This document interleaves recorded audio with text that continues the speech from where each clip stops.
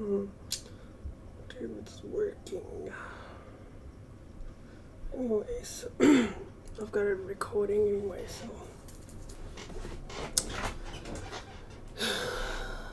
hopefully it's recording.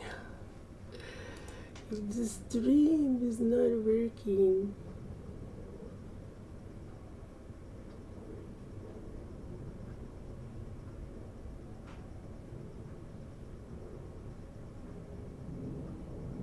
huh?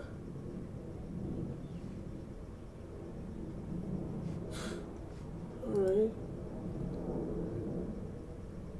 I think it's where, like, I don't know. Well, hopefully it's recording. Anyway. So it's 11:30 a.m. 21st December 2019. Yes, so I should talk about my endocrinologist because I put that in the title. So my endocrinologist have retired sometime in June. It was unexpected, totally unexpected. And I found this by sheer chance, because one day, like I don't know, maybe a month ago or a few weeks ago, I was just thinking about, I wonder how my endocrinologist is doing. So I just Googled his name, and I was like, he's all these they were like even newspaper articles written about his retirement, because he was like he had like hundreds of patients apparently, and he was like a very important person in the trans community, and a lot of people were like concerned, like, oh man, what happened, like look, there's this article called on the Australia, it's called "Transgender Patients in Limbo After Doctor's Sudden Retirement." And another one, "Retired Doctor Still Cares for Trans Patients." So it's like around June. Maybe I'll link the two articles. Apparently there was some kind of controversy around his retirement. What is this?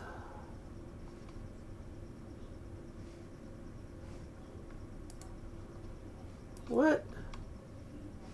Why can't I read the whole thing? Stupid. Oh, there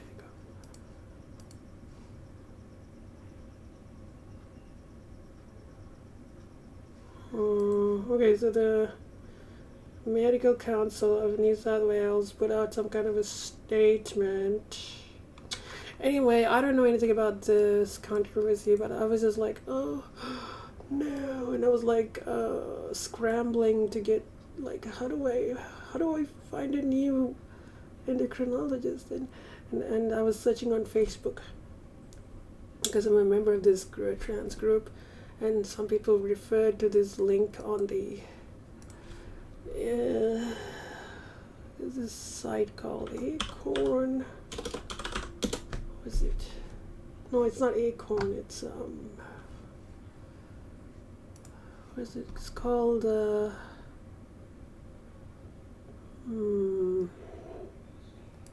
Acon, ACON. That's like a health thing for LGBT people. And there's this link where it says Acon's gender affirming doctor list, and there, they have all these links to these. It was updated on 17th December. Oh, cool. So they had these links to these doctors and endocrinologists, and so eventually I made an appointment to see a GP, a general practitioner. Apparently this person specializes in treating trans people. So I made an appointment to get like one of those implants for January next year. So hopefully that'll go, be okay. I mean, this is like a major issue. Like, there aren't that many healthcare people for trans people in Sydney. So yes, so that was an issue. Is it still recording? Is this still recording?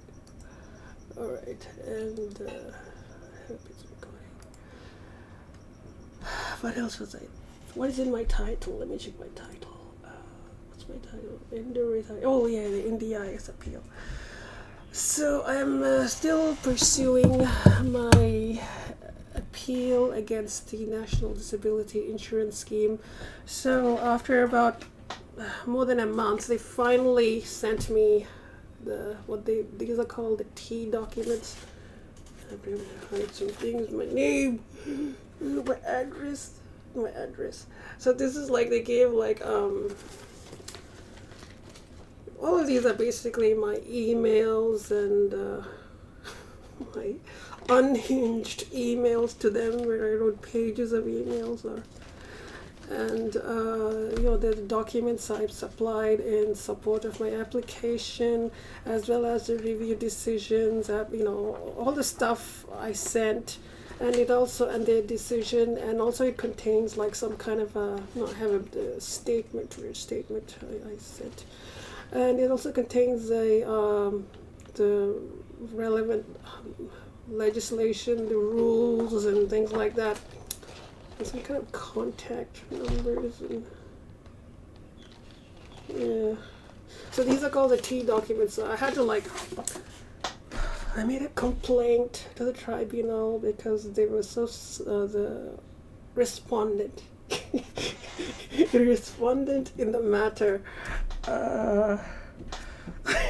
was very slow and said, see, the case is called Ivitsati and National Disability Insurance Agency Administrative Appeals Tribunal Proceedings Number this. So yes. If it goes to a hearing, I could have the case in one of those databases, like a tribunal heard this matter. A part of me is like, yes, I want to go to the hearing. I want to have my case, all of my things out in the public.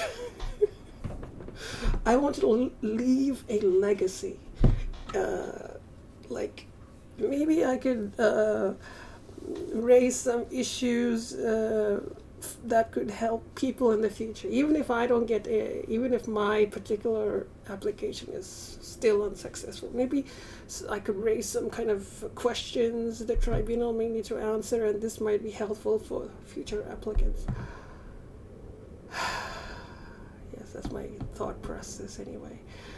Maybe I could raise how does India does being trans does that make it because being trans is not a mental illness, but there is a social see, basically my application is based on psychosocial disability related to a psychiatric condition. So I have psychiatric conditions, and in my opinion, my psychiatric conditions are causing a psychosocial disability. So they don't consider the psychiatric condition in itself a disability, because lots of people can have psychiatric conditions, but so for some people the psychiatric conditions might be so severe that it can negatively affect their lives. Like for instance, for me, it's social interaction, right? And my capacity for economic participation.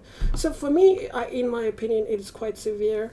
My psychiatric conditions definitely create a psychosocial disability for me, and the question I have to deal with is this functional impairment, because they thought, they found out my thing was permanent, because they have all these criteria you have to satisfy.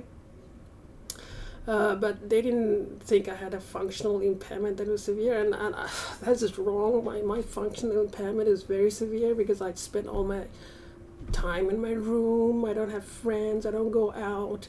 I don't have a job.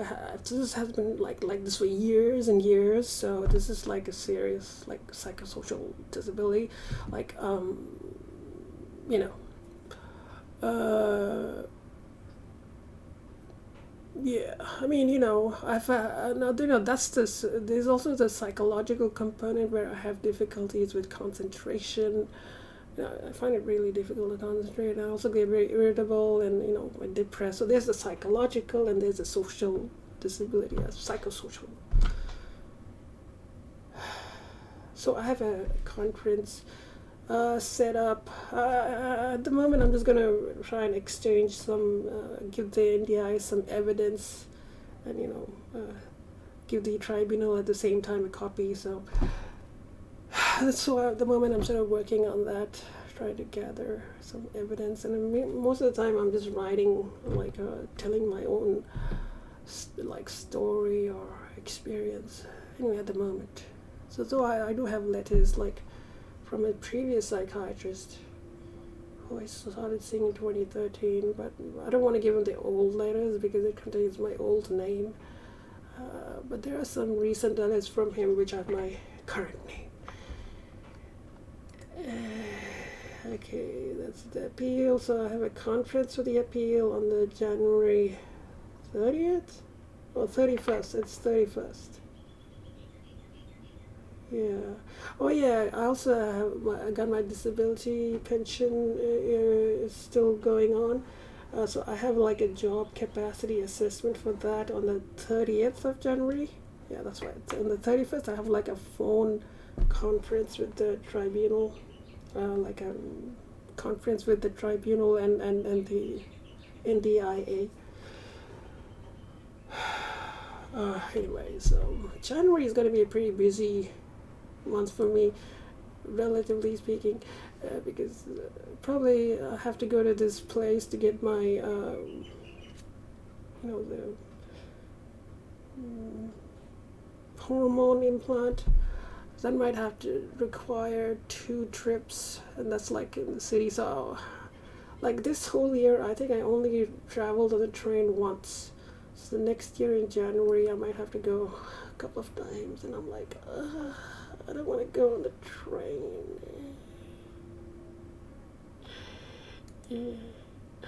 Anyway, so Christmas, that's right, Christmas is coming.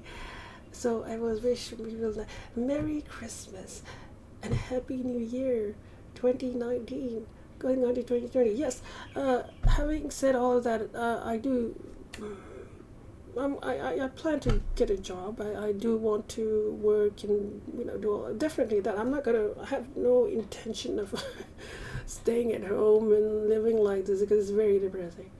But I do feel like I need more help than what I'm currently receiving, because I think like my situation is like not like. I feel like I'm in a very strange situation where. I feel like I'm going to fall through the cracks. You know what I mean? Like,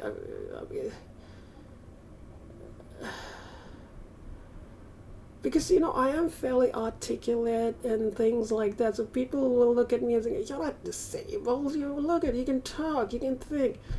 But they're like, "You don't understand. Like, I can get very low. I can get very moody, and So they don't understand it. This has been like ongoing for years. This isn't like something that just cropped up like a week or so or something. And I have a very poor employment history, and I've been like isolated for years and years. This is like people don't. Anyway, so I feel like I'm falling through the cracks. Anyway, so yes, a Happy New Year, a Merry Christmas, everybody. If I don't know if I'll make a video on Christmas, but Merry Christmas, and a Happy New Year, Happy New Year. Yes, hopefully, my plans for next year is to keep on continuing the fight, and definitely work hard to get a job.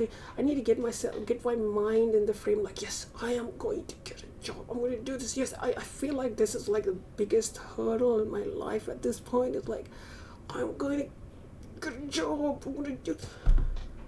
Like I said, I need a lot of help in that area. Hopefully, this NDIA thing will work because they can provide me lots of support in terms of employment-related supports and things. Because the NDIS, they don't fund clinical services like therapy and psychiatric.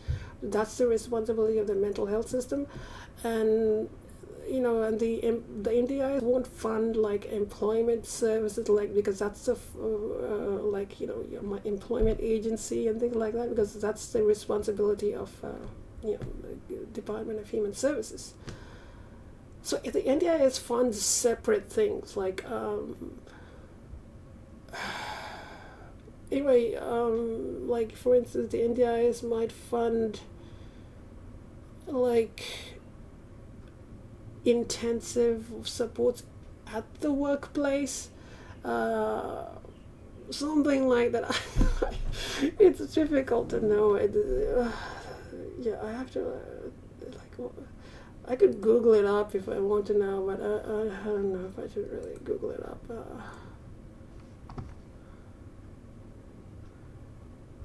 Anyway, yeah, it's like very complicated. Lots of things here. And I find it difficult to concentrate and read, so it's like. So, yes. Okay, I also bought. I bought this little clock. It's for kids. I think it was delivered a few days ago. It was sent from the UK. Oh, they got a Fujitsu battery. Long life. Because I don't have I have like a wall clock, but it's like I need to adjust the time. I wanted to have like a clock on my desk, and I chose this because I like the color. It's actually for kids, and it's the brand Seiko. Isn't that a good brand? I feel like that's a nice brand. So yes, I'm buying a product because of the branding, and also because of the color, and this is to help kids learn how to tell the time. So, yes, I don't know. I mean, I like the color, so I thought, it's very nice and colorful. And this is an alarm clock. Yeah, it is an alarm clock. Oh, that's nice. Yeah, that's it. That's it. See, that stuff is the alarm. This is the second, hour, minute. So let's see if there's got these contraptions. I hope I don't break it. There's something like that. Put it like this.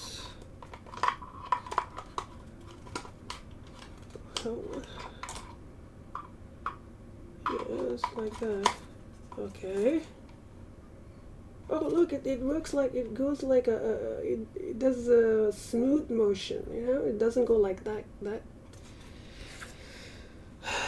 It's the time. I guess that's the alarm.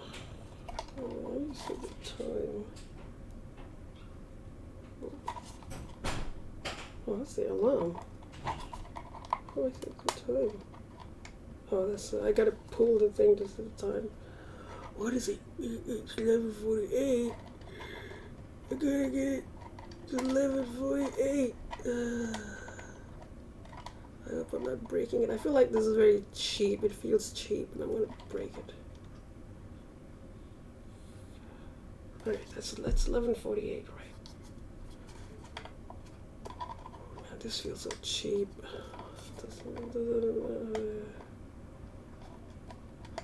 Oh, this feels so cheap. I paid fairly.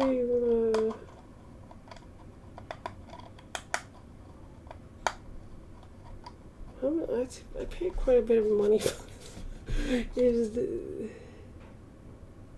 Okay, so it's working. I don't know, maybe I paid $50 or something. I mean, it's not cheap. I don't know where to put it. Put it here for the time being.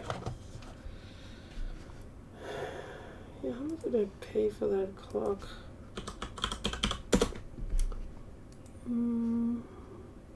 Oh, $46.30. Yeah.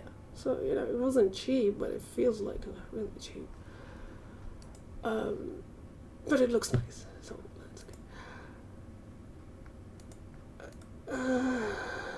Okay, so yes, and I've been to seeing movies, and so I bought these DuckTales. I haven't watched these yet. This is from my childhood.